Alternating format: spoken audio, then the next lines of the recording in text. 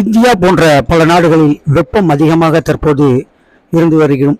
இந்த சூழ்நிலையில் உலகின் பல நாடுகளில் வெள்ளம் அதிகமாக கரை புரண்டு ஓடுகிறது.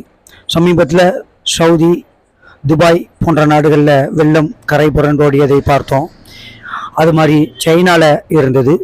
இப்பொழுது அந்த இயற்கை பேரிடர் இந்தோனேஷியாவையும் விட்டு வைக்கல. இந்தோனேஷியாவில் எங்கே திரும்பினாலும் மழை வெள்ளத்தினால மக்கள் தத்தளித்து வருகிறார்கள். அங்கே ரெஸ்கியூ டீம் மக்களை காப்பாற்றினாலும் மக்களை காப்பாற்றுவதில் மிகுந்த சிரமம் ஏற்பட்டு வருகிறது. ஏன்னா மண் சரிவும் அங்கே ஏற்பட்டிருக்குது.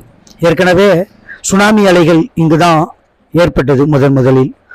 இப்போது 2000 வீடுகள் வரை 2000 பேர் வரை பாதிக்கப்பட்டிருக்கிறார்கள்.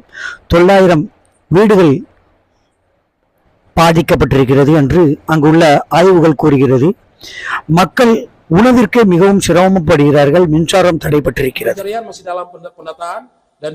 The total evacuations as of this afternoon are 18 survivors from the Wajo area, with more people still being picked up. In Sidrap, there are 17 survivors and more people are being rescued. And please note that in Luwu, 60 people survived, 7 have died, and others are still being rescued. While rescue efforts continue, it is being reported that the water levels have begun to recede in some regions.